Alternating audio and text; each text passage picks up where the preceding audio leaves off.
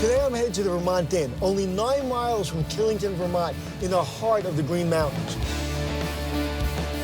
With 6 mountains and 140 trails, Killington is the largest ski resort on the East Coast. And during the summer, activities like biking, fishing, and hiking can draw nearly 20,000 people to the area on a busy weekend.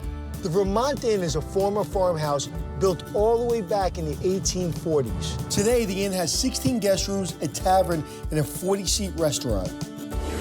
Vermont native Samantha McLemore and J.B. Smith thought they had purchased a perfect turnkey business they could run from afar. My husband and I live in Baltimore. We own the Vermont Inn, so we're absentee owners. Samantha hired Tim, her brother-in-law, to be the innkeeper.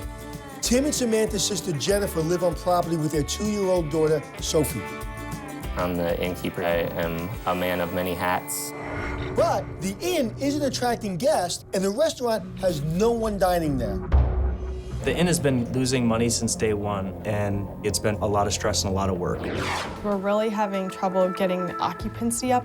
Today, the owners are lost, and they don't know how to increase business. If I don't help them, they're gonna have to sell the inn and put their family out of work. I'm worried about the future. I can't picture us doing this for much longer.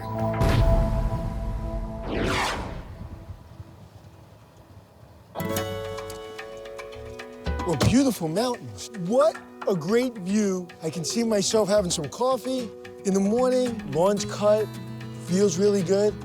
But a lot of weeds. This should be full of flowers. This should feel bountiful. What's this over here? You know, it's a nice little pool, but as I'm in the pool, I'm literally looking at this. I'm looking at a garbage can. There's an old couch, shutter. There's a weed whacker. There's gas tanks. It should either be blocked off with some type of lattice, or it should just be neat. And this is the end. Very nice, very quaint. Feel like you're coming into someone's home. So far, so good. This pond here is full of all kinds of algae. Feels like no one's paid attention to that. Well, it looks like I'm wading through a sea of weeds here, unless there's an herb garden I don't know about. This should be full of flowers. This should make me feel like spring or summer. It should make me feel like I want to stay here. That's just not a good presentation. Doesn't look like the view. Now, I always say, when you see something that's broken, well, that was easy.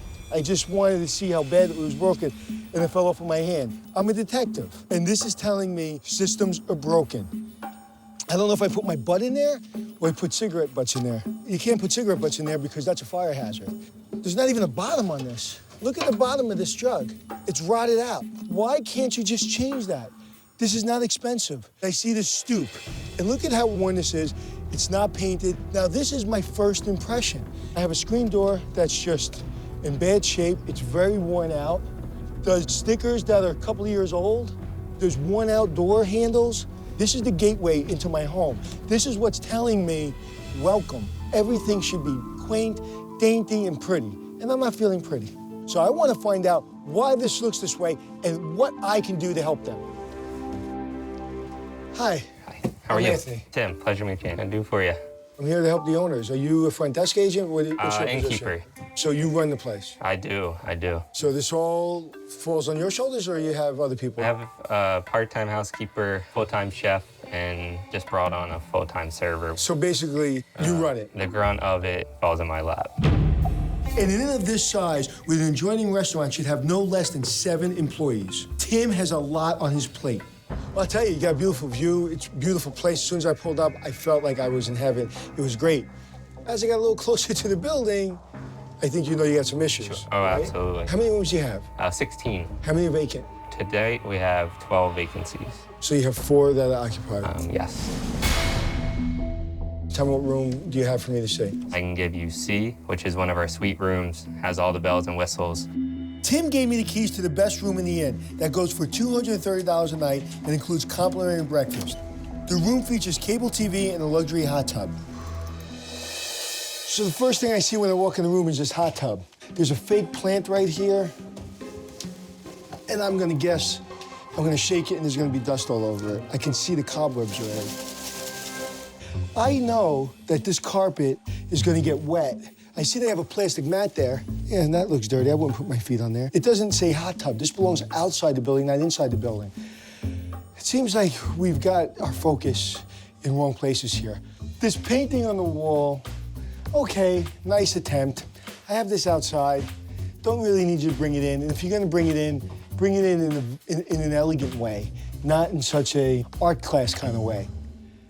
I do my usual thing and start by checking out the bed, and it's fine. It's clean, it's fresh, the bed's okay. I come into this room, it's big, and then I have this little table with this little TV. And in a room like this, I either want a TV that looks appropriate or I don't want a TV. And then if I'm in this bed, this what looks like a very comfortable bed, I don't know if I can see that TV from here.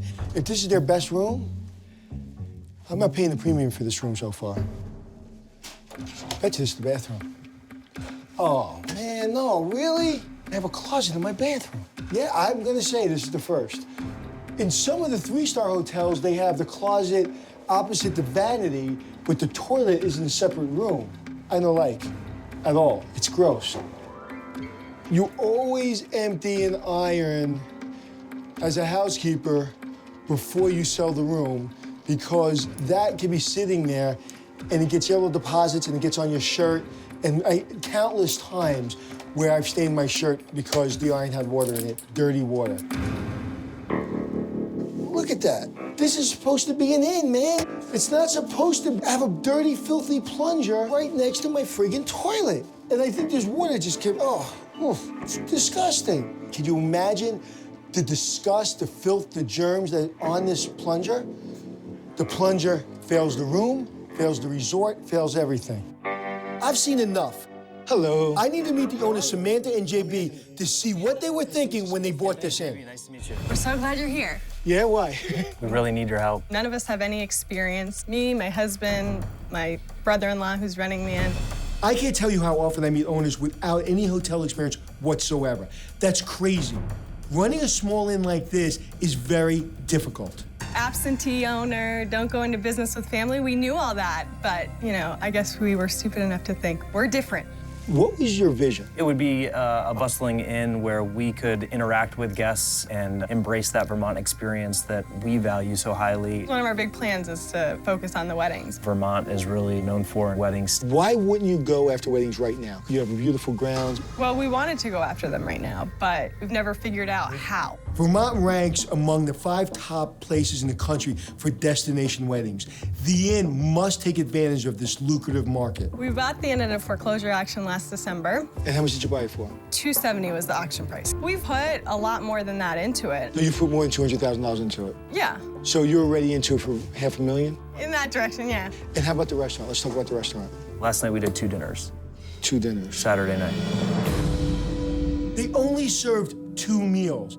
That barely covers the cost of the gas the stove used to cook the meals. How's the inn running now? Tim pretty much does everything.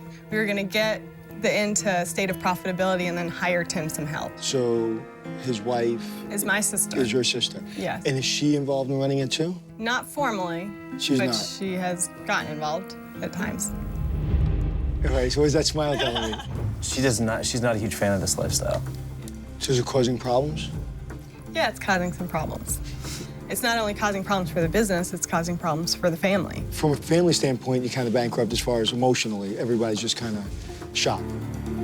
40% of family-owned businesses don't make it into the second generation because of infighting. I see you a little glassy-eyed there. It's hard. Why? The most important thing is family. And you and your sister are close? They're very close. And what has kind of been the breaking point for you? This is exactly what I didn't want to do. It's okay, baby. I'm here to help you, okay? What's happening that's making you cry? Me and my sister are just fighting a lot more. Before the inn, for the past couple of years, we were really in a great place. What's her biggest problem? Her family life is suffering because she feels like a single mom. Tim is putting a huge amount of his time into the inn, and there may be just a little bit of resentment. We've asked him, do you want to sell? Do you want us to put it on the market? Because if he said yes, it would be on the market. But he wants to see it through. He likes it. Is selling the best option for us, you know? Or is there a way to make it work? I don't know. I think this is going to be one of my biggest challenges.